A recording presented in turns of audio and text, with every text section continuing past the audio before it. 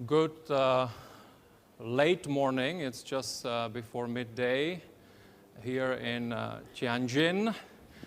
A warm welcome to all of you here in the room here in Tianjin, but also to all of you who are watching us online. A warm welcome to this concluding panel of the annual meeting of the New Champions 2023 that took place in Tianjin and is about to conclude in Tianjin in China. I'm Mirek Dušek and I am with the World Economic Forum.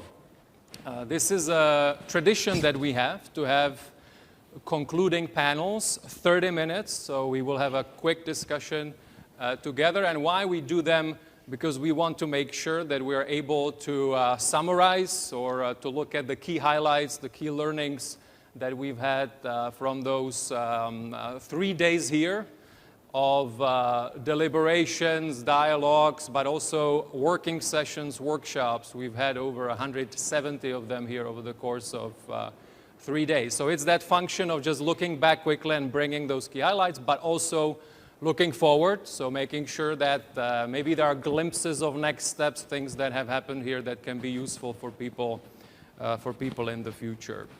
Now, the theme for this session specifically is entrepreneurship in a fast-changing economy.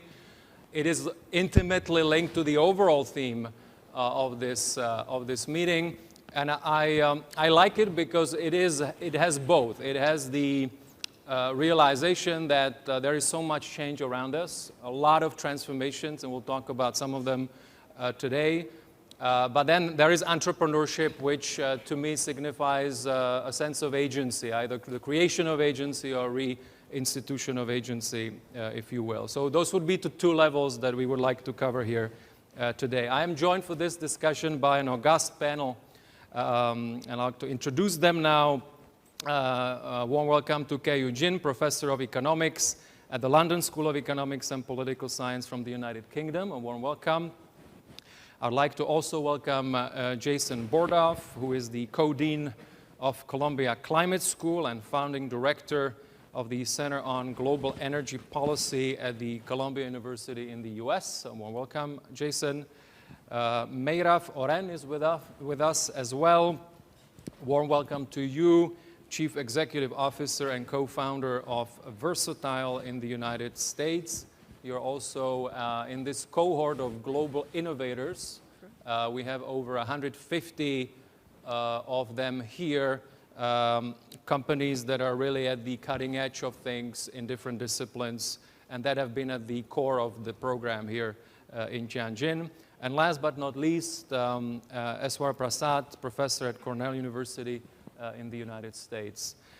So a warm welcome to all of you. I'd like to really follow a little bit these two axes of first kind of help us just map a little bit those sometimes dizzying transformations that are happening all around us and help us a little bit at least understand them.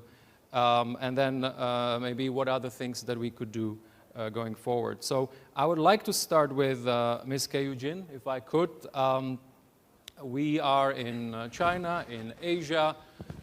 We've now been talking about it a lot, but it is a fact that in a low growth environment globally, 2.8% this year, about 70 or up to 70% of that could come from Asia Pacific. We see the reopening of China after COVID and other economies. And you are really one of the foremost authorities on the Chinese economy. So it would be good to understand from you kind of the key trends that you see. What are you excited about in terms of really opportunities in the Chinese economy, and what people should be possibly concerned about and pay attention to? Over to you. Thank you. It's a pleasure to be here. China's going to hit and probably exceed the 5% GDP growth target this year, which will contribute to 35% of the world growth, which is significant, shows that China's a significant position in the economy. I think there are lots of things to be excited about because we can't lose sight of how many opportunities there still are, despite the short-term challenges in the economy. A few numbers. 600 million people still yet to reach middle income by international standards, with less than 2,000 30,000 RMB of monthly income, a 16 trillion RMB digital economy going forward, $38 trillion and more of renewable investment in the next 30 years or so. And I think China's opportunity is about ascending the global value chain, and that's where the efforts are going to be. But the short-term risk, China has a demand problem, unlike in the West. So the lack of demand comes from low confidence, which comes from, substantially lower income growth for households and reduced profitability of private firms. And I think that a significant boost to the short-term cyclical factors can actually lay down the path for a very good long-term future. Thank you. If I could just follow up, we had the premier here, obviously he mentioned the figure 5%, and there was a sense that there was a clear realization that the restart, the momentum is necessary. So are there things that, in your view, we could expect on the policy front here that would be stimulating growth? What kinds of things can we expect, you think, here to do that? I think there's room for more stimulus, although it's preference between preserving the financial stability and also somewhat constrained by resources that prevents a massive stimulus. But I think China's goal of reaching 23,000 per capita income by 2035 is a bottom line that they will try to achieve. If we look at the central government leverage is still low, so there's fiscal capacity on that front. I think it would be really very good to boost the confidence through consumption stimulation, and we'll see a series of stimulus policies in housing and also in, for instance, long-term durables. But I think there's more space to be done, yeah. And can I ask you particularly about the real estate sector? Is this something that, you mentioned a stimulus potentially, is this something that people should be more excited about or more concerned about? Cautiously optimistic. Okay. Professor Prasad, if I could go to you, because you also are one of the leading authorities on the Chinese economy. Would there be things that you would mention on my first question, kind of overall the opportunities and risks here in China? So the context is very important here, with China being a $19 trillion economy, as Professor Jin already alluded to. China's growth really makes a big difference to the world economy, but how it grows is going to be really crucial. And I think at this stage, while the economy does seem to be showing some signs of weakness, the real focus should be on what the drivers are of longer-term sustainable growth.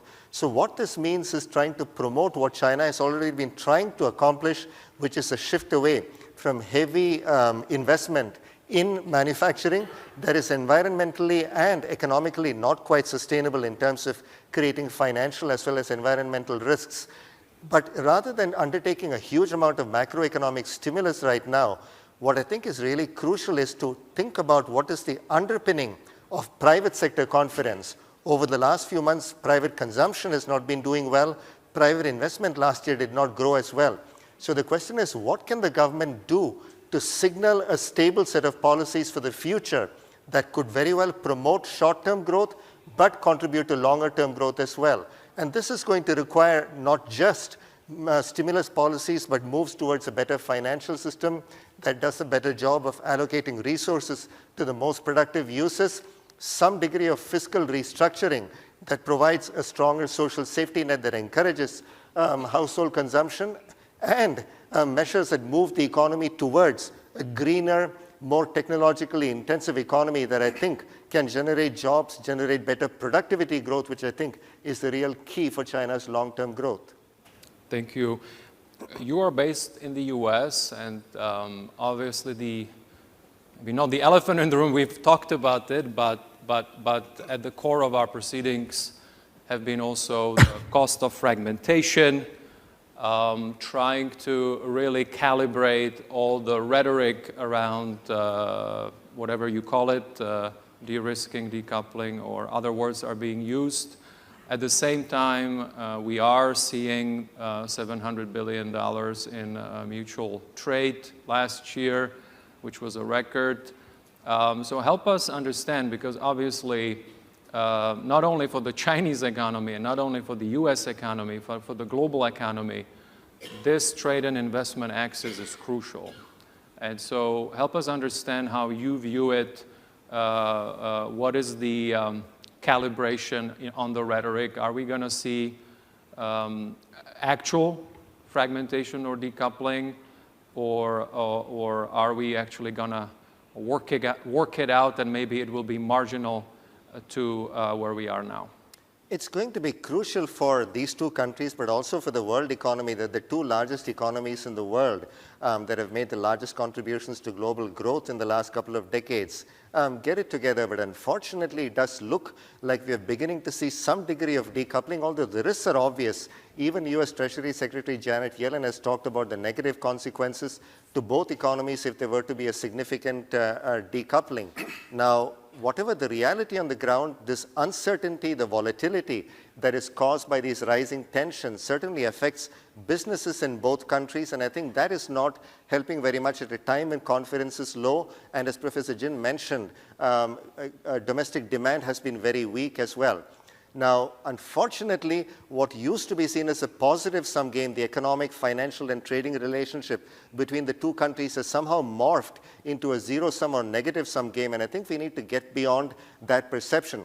The question is whether the political dynamics in both countries will let us do this. In the US in particular, with the November 24 elections approaching, I think it's going to be rough sledding to get us to a point where we de-escalate tensions. However, it is encouraging that Secretary Blinken was just here. Secretary Yellen might be here next month. So the fact that the two sides seem to want to continue to engage at the highest policy levels, but also at the technical levels, means that at least we won't get a further escalation of tensions, which might lead to much more fragmentation. But for the moment, I think we are in a very dangerous spot.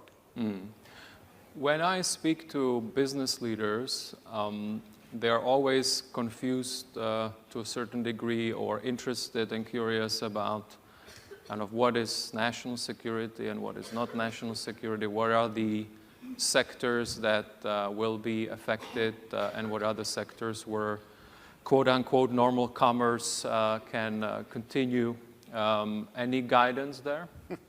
So if you think about recent pieces of legislative action in the US, the Inflation Reduction Act, the CHIPS Act, we do have national security policy being seen as a cover for what seem quite explicitly like industrial policy actions and or trade policy actions. So that is a negative, but I think the one hopeful sign here is that both countries, the two leading economies in the world, seem to be putting their faith in the new industries, the transition to greener modes of production, to clean energy.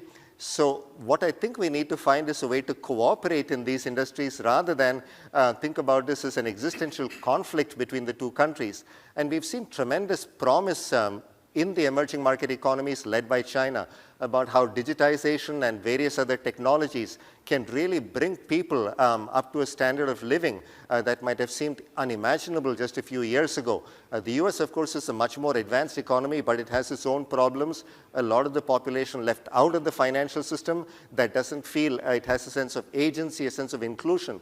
So I think there are many new technologies that portend a much brighter future, and shared expertise, sharing these technologies, I think might be a much better way for the two countries to move forward, and I hope we will get there. Thank you. Moving to you, Jason, I mentioned at the beginning we will be mapping all those high-velocity transformations that are all around us.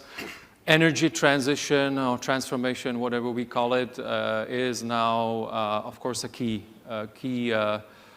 question for the global economy. It's a key question for global climate, and there is a lot of developments. We just published here a piece of work that we do on a continuous basis around the energy transition. We call it the Energy Transition Index. We look at kind of a triangle of sustainability, security, and then inclusivity in terms of the energy systems. And one of the things that came out, for example, was that now we're seeing issues on the equity, on the inclusion side. So there is now people that have gained recently access to electricity. Now they may be in a situation where they can't afford to pay for that electricity. So again, maybe being priced out of the system. But overall, you are the foremost expert on Also, by the way, the linkages between the energy system and the nature and climate agenda. Could you give us just where we are? How do you think, are we off track, on track on the energy transition, or is it more complicated than that? Well, of course it's more complicated, but we're at an extraordinary moment. We're in many ways exceeding some of the wildest hopes and expectations we had if you came to a World Economic Forum meeting a decade ago and said that clean energy costs would decline at the speed and scale they have. Historic policy initiatives like the Inflation Reduction Act, record amounts of capital going into clean energy, more than in fossil fuels now.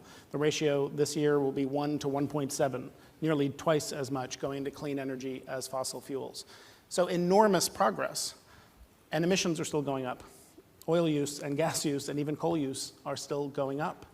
And I think that's just a reminder of the speed and scale of this challenge, how big the numbers are, how long energy transitions historically take, because the built infrastructure, the buildings, the vehicles, your heating systems, how long they take to turn over. It's also what happens when energy demand is growing, and that's not a bad thing. That means lower income parts of the world that are not responsible for most of the historic emissions are industrializing, becoming more populous, becoming more prosperous. But that is a big challenge. We just need all of this to move so much faster, right? We need, last year there was $150 billion spent on clean energy in emerging and developing economies. That needs to be $1 trillion by the end of the decade to be on track for our climate goals, like net zero by 2050. Where's that capital going to come from? With huge currency exchange risks, political risk, higher cost of capital, all the rest. And in a time when we need to be working much more closely together, and we're seeing through things like the Inflation Reduction Act or many others, these growing geopolitical tensions and trends toward fragmentation that make it harder to cooperate. So we need a lot more, a lot faster, and entrepreneurship is a huge piece of that. We need the technology to scale. You know, roughly half of the cumulative emission reductions between now and 2050 will come from technologies not yet available at commercial scale. So we need innovation in technology, we need innovation in policy, we need innovation in finance, and we need innovation in education and how we're going to train future generations of leaders. That's a lot of what we're doing at Columbia. Thank you. And just a quick follow-up.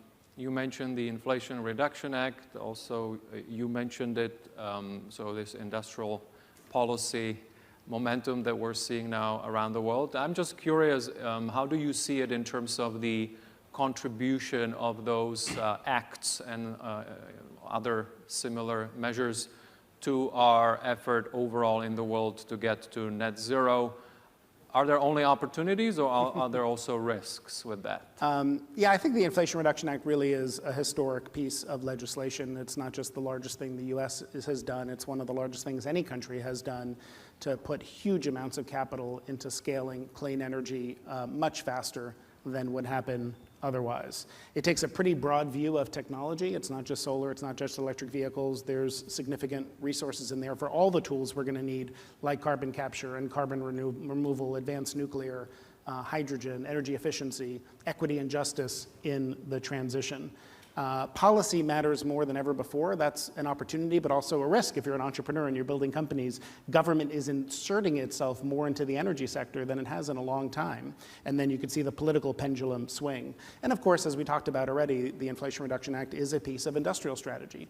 It is driven by a motivation to build domestic economic activity in the US, and also motivated by, as we talked about, national security concerns, that excessive dependence on any particular regions or country in the world, and particularly given the tensions between the US and China, heavily depending on China in particular for solar panels, for critical minerals refining and processing, is a source of energy security and geopolitical risk.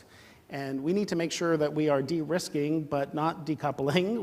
And if you look at China, on average, if you look historically, it tends not to buy, say, more than 20% of its crude oil from any one source. It sees the benefits of diversification. So trying to figure out how we remain integrated as a global economy, because we need more, not less trade in clean energy, but that we do identify what some risks might be. Winston Churchill famously said when he shifted the British Navy from coal to oil, security in oil lies in variety and variety alone. So we've always known diversification is important for security. We need to take steps like that to build resilience, but make sure that we continue to work together, because we need more, not less, global cooperation to get where we need to be. Thank you. Moving to you, Meirav, another big focus here when we talk about transformation was on specifically on AI. But of course, there is a larger batch of technologies that we would look at as fourth industrial revolution technologies that we need to pay a lot of attention to because they are really being developed at exponential scale and are impacting industries and societies at an unprecedented scale and speed. Now, in your company, you have been deploying AI for a while. You're actually an AI-based company. Now, with generative AI, the world has kind of woken up to the whole discipline of AI, but we also talk about how do we make sure that this is human-centric and we actually understand the impact and the interface of technologies like AI with industry or with society, if you will, a practical view of AI. And so since you've been at it for a while and you are deploying it in a, if you will, a traditional industry, I would be curious to hear from you on that. Yeah, sure. And I think I represent kind of like both the industrial element of it being in construction as well as deploying AI in construction for a while. And just linking to Jason, construction is such a big part of what's possibly slowing us down in terms of energy consumption. So it'll be interesting to see what technologies like ours and many others can do. But in practicality, AI is about empowering people. And what Versatile does extremely well is get data out of job sites using a fairly simple IoT device that's actually on the hook of the crane. And that's extremely structured and repeated and non-human generated data allows us to understand what's actually happening on a job site, measure what is seemingly unmeasurable, and control what I would like to call, speaking of fragmentation, the most fragmented and non-structured manufacturing process on Earth. Take that and use those sensors data to analyze and understand the story of the job site. That's practical AI. And what we actually do with it is put that power back in the hands of the people who build. So at the end of the day, I see my business less of a AI or any other buzzword, if you'd like. And I love buzzwords. They work well in different elements. But it's that practicality of true empowerment of actual people in the field that need that data and the interpretation of the data to become practical insights that they can actually operate on. Understanding how long things take seems very simple, but most construction job sites today and most general contractors don't actually know how long installing a steel beam actually takes. We do, and I call that take the very high-level discussion about AI into deep practicality in the hands of the workers as insightful and actionable insights, really.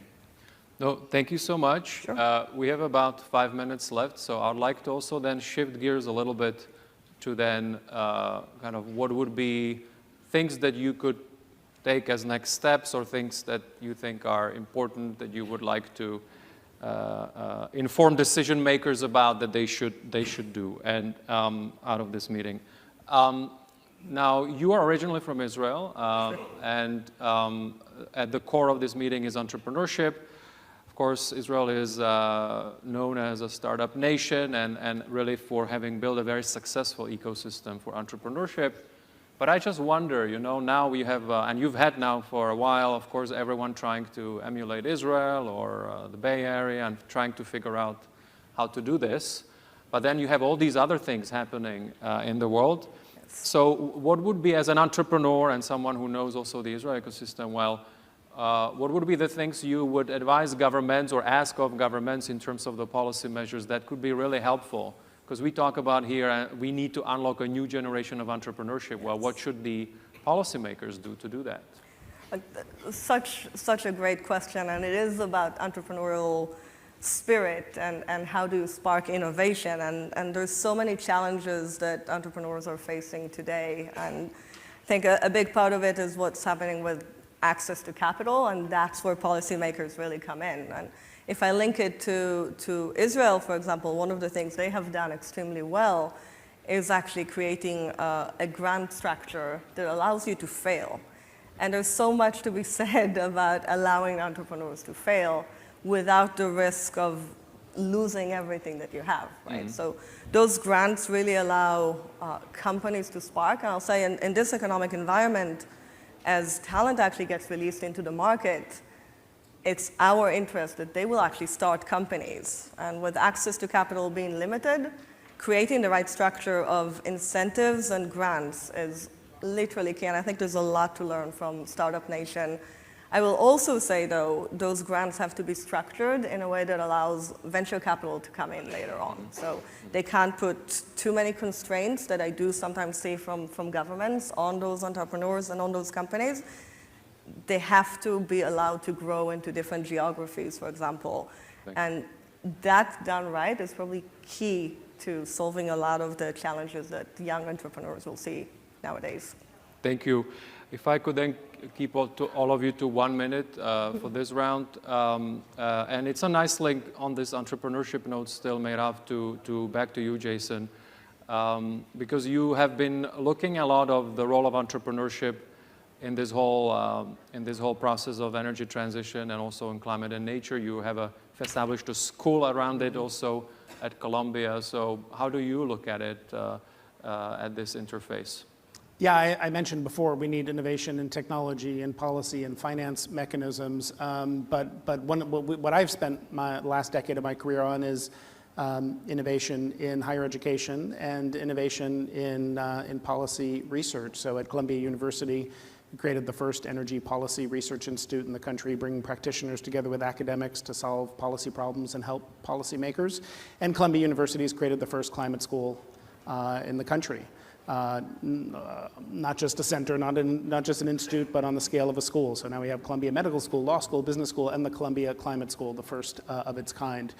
I could say much more about it, but the basic idea was this is such an interdisciplinary problem. If you want solutions to, say, get energy storage to scale, we need engineers figuring out how to improve battery chemistry, law professors figuring out how we're going to improve the permitting process so we can build at the scale that we need to, international affairs specialists thinking about the geopolitical tensions that might emerge if, again, most of the refining and processing is done in countries, say, here in China.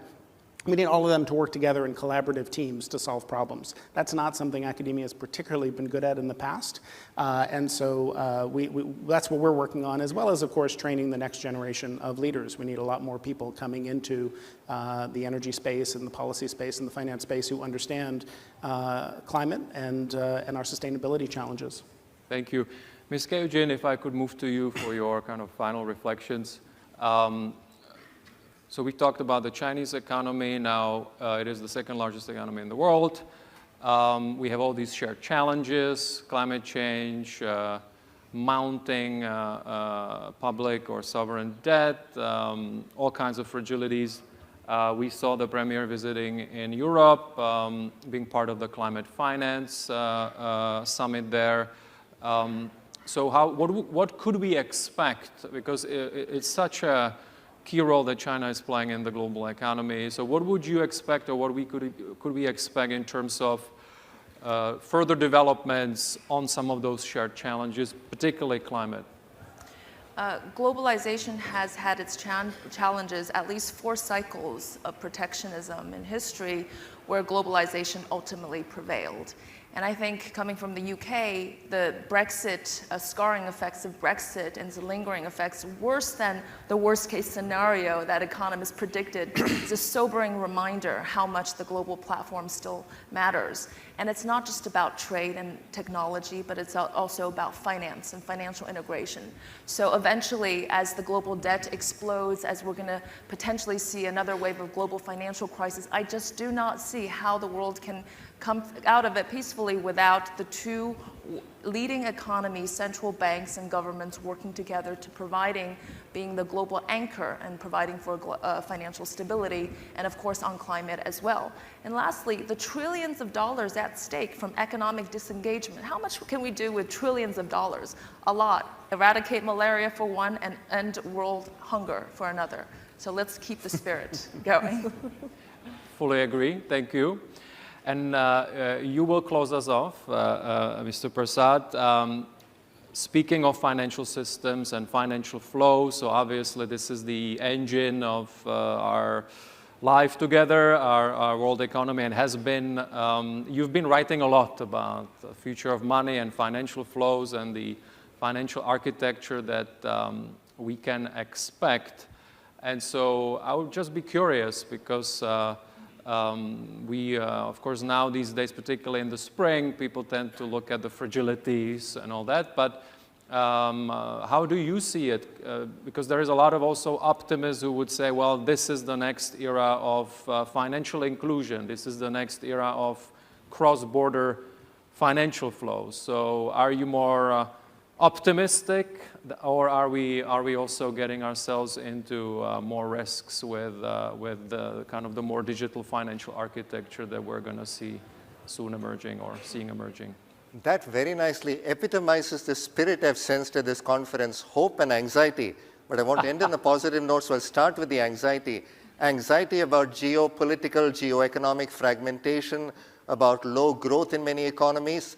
But the hope comes from the new technologies, which I think can lead us on a much better path. These are new technologies we've talked about in the context of finance more broadly. And entrepreneurs, I think, are really going to be crucial to link to the theme of this session, because they need to shape these technologies in ways that benefit all of us and ultimately make sure that they lead us to a better place. And financial flows, likewise, I think are going to benefit from many of these technologies that are reducing frictions in international payments. So long as we marshal our resources properly, have the right guidelines in place, I'm hopeful that technology can lead us to a much better future. Thank you so much. I like it. More hope, less anxiety. That's a good prescription for life overall.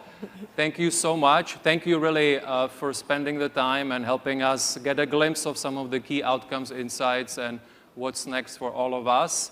I'd like you to stay seated, please, because we will be followed closely by then the closing of this summit with the president of the World Economic Forum and the mayors of Dalian and Tianjin, and then we'll also have a artistic performance here as well that will close us off. So thank you so much. Please stay seated. We will continue momentarily.